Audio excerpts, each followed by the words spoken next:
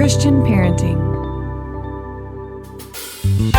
When you survey parents about their biggest parenting struggle, discipline and discipline issues come in at number one. Join me as we talk about that today on Family Vision. Hi, my name is Millie Rienow. Welcome to Family Vision with my parents, Dr. Rob and Amy Rienow, strengthening families through practical, encouraging, and real conversations. Hello, Rob Rienow here with Visionary Family Ministries. Welcome back to Family Vision and part 2 of our conversation on discipline that shapes the heart. In our last episode, if you missed it, please go back and listen because we laid out some biblical principles or some biblical basics for understanding discipline from a Christian perspective. We talked about how Christian discipline is not about fixing bad behavior. Hey, kid, quit it. Hey, kid, stop that. Christian discipline is about discipleship. It's about helping our children become disciples, helping them become followers of Jesus. So I want to continue the conversation we started in our last episode and talk about an essential parenting principle as it relates to discipline, and that is that discipline that disciples or discipline that shapes the heart is consistent. Now, you probably heard this before, right? This is a concept. You pick up any book on Christian parenting, it's going to say consistency is very important to children, et cetera, et cetera. So our problem on this is not so much like a lack of knowledge as it is a lack of execution. I struggle with consistency in all sorts of parts of my life, my parenting, my faith, my work, you name it. So we all fall short. So we're all going to have to give ourselves as parents some extra grace and some extra understanding and receiving mercy from God. But I want to try to illustrate the importance of consistency by sharing some stories of inconsistency, about how inconsistent parenting can create some real behavior disasters in our kids. And each one of these examples that I'm going to give you are from the Rob Rienow School of Parenting Failure. These are all techniques that I have mastered and employed with disastrous results in my parenting and in my kids. So I know from whence I speak here. Okay, number one, inconsistency trains children to be professional whiners. Inconsistency trains children to be professional whiners. We're out at the grocery store and we're in the checkout line and all of the candy racks are in the checkout line. Like the child is flanked, the 7-year-old, the 11-year-old is flanked by candy at eye level on both sides. And it's, Daddy, can you buy us candy? I say, no, I'm not buying you candy. Come on, Dad, please buy us candy. No, I'm not buying you candy. Dad, you never buy us candy, please. That's not true. I do buy you candy, okay? But I'm not buying you candy, Dad. Come on, please. Why not, Dad? I'm not buying you candy. Dad, come on, just a pack of gum. I say, no packs of gum. We are out of here. So Dad holds firm. We get out of the grocery store. I am victorious. Next day, we are at the gas station, pay for our gas, go in to get some schnibbles and bits, and the kids say, oh, Daddy, candy rack, please buy us candy. I said, I'm not buying you candy. Come on, let's get out of here. Daddy, you never buy us candy. That is not true. I do buy you candy. Well, yesterday you didn't buy us candy, and yesterday you swore that someday you would buy us candy, and today is that day. I say, no, guys, I'm not buying you candy. Let's go. Daddy, please, just a pack of gum. Fine. Pack of gum for you. Okay, you're a baby. I don't care. Pack of gum for you. Let's go. Now, what I've just done is I have used the most powerful psychological tool known to man to train my children to whine. The tool is called random reinforcement. Random reinforcement. I was a psychology major in college, and I had a rat upon which I did experiments, like psychology experiments on the rat. And again, no rats were harmed in the experiment. I mean, he's dead now.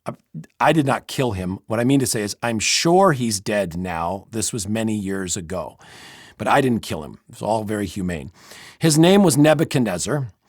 And one of the experiments that we did upon Nebuchadnezzar was, how do you train a rat to push a bar, like a little lever? How do you train a rat to push a lever? Well, you hook it up to his feeding tube. And you start off with what's called direct reinforcement. Direct reinforcement is one push of the bar, a pellet of food comes down his little feeding tube. Well, Nebuchadnezzar learns if he pushes the bar, he gets a pellet of food. Well, then you set up interval reinforcement. It now requires 10 pushes of the bar before one pellet of food comes down. And now under the interval setting, of course, Nebuchadnezzar pushes the bar more than he did under the direct setting. And then the third scenario is called random reinforcement. Random reinforcement. You set the computer that somewhere between 1 and 20 pushes of the bar, the machine will spit him out a pellet of food. Maybe one push, ding, he gets a pellet of food. Maybe 20 pushes, ding, he gets a pellet of food. Under the random setting, once he has lived under the random setting for a little while, unless Nebuchadnezzar is going potty or taking a nap, he is pushing that bar. Push, push, push, push, push, push, push, push, push. Because you see, Nebuchadnezzar never knows when the food's going to come. Maybe one push of the bar, he gets his food. Maybe 20 pushes the bar, he gets his food. So he's learned he just has to push, push, push, push, push. Now at this point, this should start sounding eerily familiar to perhaps some of your parenting challenges. So I think about maybe one of my toddler children, okay, a 3-year-old. Sometimes, and he's in the checkout line at the grocery store. Sometimes my daddy buys me candy. Now, when that is, I have no idea. Sometimes I say, Daddy, buy me candy, and ding, candy appears. Sometimes I throw a complete fit and yell and scream, and then ding, candy appears. So I don't really know how this whole thing works. I just know that I just need to keep push, push, push, push, push, push, push. So you're like, oh my goodness, that's my family. I've trained my kids to whine. What do we do? Okay, the solution is super simple and super hard. Jesus gives us the solution. Super simple, super hard. Jesus says, let your yes be yes and your no be no. Well, that sounds very simple, right? But here's the deal. See, we have to retrain ourselves. Retrain ourselves. You're like, I thought I was retraining the kids. No, all of these today are going to be retrain yourself, okay? When our kids make a request to us, we need to actually first stop and think about the request. I fall off the wagon right there sometimes. Hey, Daddy, can we? No, we can't. Yeah, but I didn't even ask you my question. No, the answer is no. I'm being very disrespectful to the child. I have not even listened to what they said. I just said no rather harshly right away. So first of all, we're going to listen. So, Mom, can I play video games after school today? All right. Stop, Mom. Think about it for just a second. All right. And you think based on the schedule, based on the day, and you're like, no. And you're like, wow, that was easy. That was fantastic. Okay, good, Mom. So far, so good. The problem is, see, you've just done this podcast episode 8 minutes in, and you are now transformed. You are a brand new mom with this whole approach. But here's the problem. The child is still trained under the old system. You see, they don't know they have a brand new mom, okay? So you're going to say no, and what are they going to do? Push, push, push, push, push. So there is this transition period where you say, okay, you know what? I did listen to what you asked. I did think about it. The answer is no. And if you keep asking again, then I have to give you a consequence with no video games tomorrow or whatever. So what we need to do, preaching to myself here, slow down, think about it. Back to the grocery store example. Daddy, can you buy us candy? Think about how much candy's in their pocket from the candy I bought them yesterday, whatever. Yeah, sure, I'll buy you some candy. Wow, one push of the bar. That was awesome. Okay, again, transition period. All right, another one. Inconsistency trains children that they can break any rule more than once. Inconsistency trains children they can break any rule more than once. Let's go, we were talking, go back to a 10-year-old boy. He's playing his XWii 360 box station U, and you go in S, and you go in and you say, hey, Timmy, time to turn off your gizmo and do your homework. He says, okay, yeah, I'll turn it off. And you come back in 5 minutes later, he's still playing the thing. Hey, so help me. Come on, man, turn that thing off, do your homework. Yeah. I'm going to turn it off right now. You come in 5 minutes later, turn that thing off. Why do I always have to tell you to turn it off? Fine, I'll turn it off, whatever. And they turn it off. And this little pattern repeats itself night after night. Well, what you're doing is you're training Timmy that he does not have to obey you until you yell. Training Timmy, he doesn't have to obey you till you yell. Because what was the consequence for his first disobedience? You asked him to turn it off. You came in 5 minutes later, he's still playing. What was the consequence? At first, you might say nothing. Well, he got no consequence. Well, that's not true. The consequence is simply the result of the action. The result of his action was he got 5 more minutes of video games. What was the consequence of his second disobedience? Well, 5 more minutes of video games. Now, the interesting question is, why at the third interaction did Timmy obey? Well, it's because you finally got around to giving him a consequence. You actually gave him a punishment for his disobedience, but the punishment was your anger. The punishment was your harshness. It was a punishment of the heart, and it hurt him. Kids get hurt when we yell at them. Okay? So how do we escape this common pattern? We have to retrain ourselves to look for first-time obedience. I'm so bad at this. I'm used to asking for things 3-4 times that I don't even know. Now, I'm getting more and more escalated with each time I ask, right? And I'm getting ramped up. I need to retrain myself to look for first-time obedience. So, hey, Timmy, time to turn your gizmo off. Okay, Dad, I'll turn it off. I come back in 5 minutes later. Hey, Timmy, I'm sorry that you didn't obey me when I said to turn your gizmo off. Unfortunately, now you can't play your Xbox this weekend when your friends come over. Xbox is in timeout now. No, Dad, come on. We were going to play Madden 5000. I know. I'm sorry. I know you were planning on playing, but when I ask you to turn it off, you've got to turn it off. You notice the difference there? I am not harsh and angry with my son. I'm calm. Now I'm giving him a consequence quickly that he is very unhappy with. He might be angry with me for giving him a consequence he doesn't like. I can't control that. But he's not going to be angry in response to my anger. Let me give you an example with a toddler. Let's say a toddler, your 2-year-old picks up some priceless vase or something like that, and you need them to put it down, or a butcher knife or something. Well, if it's a butcher knife, just go take it away from them. But they pick up something they shouldn't have. And you say, okay, little Susie, put that down. 1, 2, 3, and they put it down. Now listen, I understand the spirit of the whole 1, 2, 3 thing. There's actually like a parenting book, I think, called like 1, 2, 3 Magic or something like that. I've never read that. Because I kind of thought, how do you make that more than a page? Like I think there's a principle there, and I get that. I don't know how you turn it into a whole book, but okay. I get that the spirit behind 1, 2, 3 is you're trying to give the little sinner a chance to make a decision, right? You say to that little toddler, put that down, and you can see them. Like, I know it doesn't work like this, like an angel on one shoulder and a demon on the other, and they're like back, they're like, I don't know what to do, right thing, wrong thing, and then they finally make their choice. But the problem with 1, 2, 3 is, basically you're saying, hey, you can disobey me while I say 1, you can disobey me while I say 2, you can disobey me while I say 3, as long as I don't say E. Because if I say E, you are in trouble, little miss or little mister. And so I just encourage you with those little ones, you give them an instruction, and then if they need a little time to make their decision, just give them a little time. Okay, Susie, put that down. And then wait 3, 4, 5 seconds. You see them struggling. If they choose to be obedient, give them a big hug and a celebration. If they choose to be disobedient, then calmly, quickly give them a consequence. Another big area of inconsistent parenting, which really messes up the hearts of kids, is the empty threat. The empty threat. I've done this from time to time. Maybe you have too. You're setting out for the big car trip, 20 minutes from home. It's World War III in the back seat. If you kids don't settle down, I'm going to turn this car around and cancel this vacation.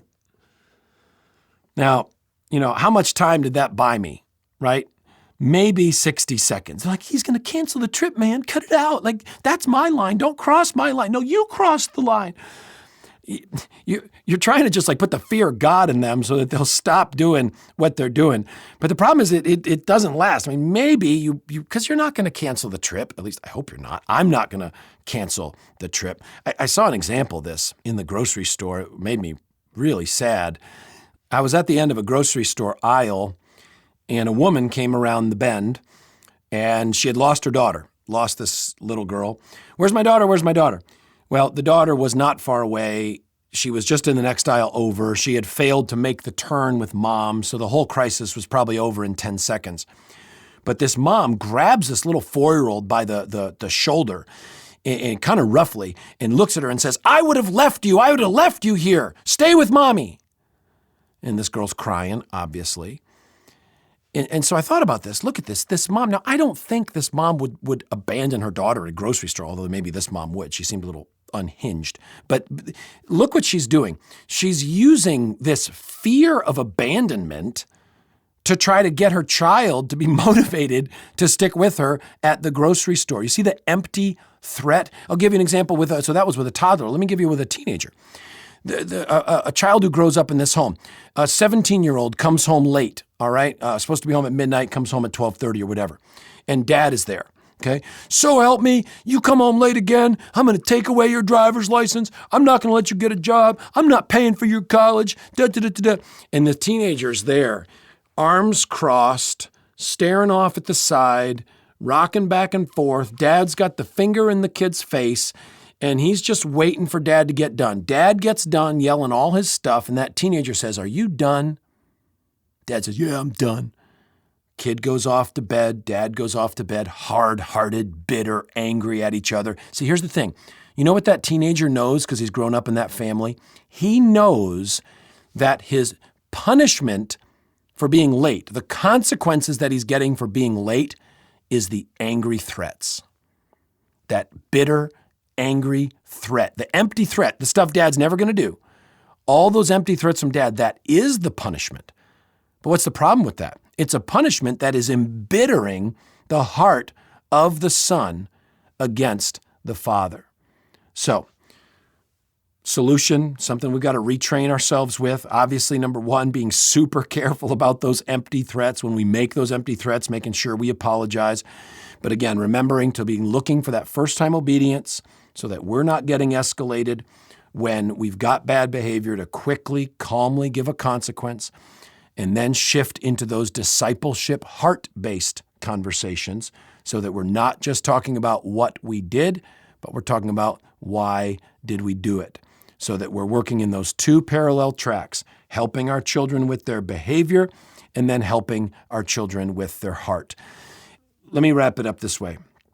One of the biggest questions that we get at our parenting conferences is, I've run out of consequences. Do you have any consequences for my 5-year-old, 10-year-old, 15-year-old? I need creative consequences. See, here's the thing with consequences.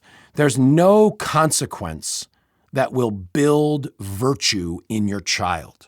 There's no consequence that'll build virtue in your child. Consequences are just like whack-a-mole back at the carnival. You remember at the carnival growing up, whack-a-mole, you got the big puffy mallet and the little moles are coming up and you kind of tap their heads and tap them down. Consequences just tap down bad behavior. They de-incentivize bad behavior. A child says, well, I don't want that consequence, so I guess I'll behave. That's not what we're after. We're not after kids who do right things or don't do bad things because they're afraid of consequences. We want kids to have virtue. We want them to love God. And so here's what families come to me. They say, Rob, we're dealing with behavior A, B, and C. What consequences should we give? You know what my question always is in response to that? How's your family worship time going? How's your family prayer time going? How's your family scripture time going? And usually the answer is not very well. And so I say, well, rather than focus on we need new consequences, how about focus on getting more spiritual food, getting more spiritual input, getting more spiritual strength? Sounds to me like your kid's acting spiritually weak because there's not spiritual food in the house. And so that can be just a helpful starting point. If you do not have that consistent family prayer time, family Bible time. We talk about that a lot here on the podcast. You can scroll back and find episodes on that. And then we spend a lot of time in our visionary parenting book, Amy's and my parenting book, Christian parenting book, as well as our visionary parenting video Bible study. Maybe you don't like to read, or maybe you just want to do these videos with your friends. Our 8-part visionary parenting video Bible study, which you can get on DVD, you can get it on USB, or you can get just digital streaming. That's the best way to get it on our website at visionaryfam.com. It's going to give you lots more practical ways to apply the principles that we've been talking about in these last 2 episodes on discipline that shapes the heart. And I'm eager to have more time with you on our next episode of Family Vision.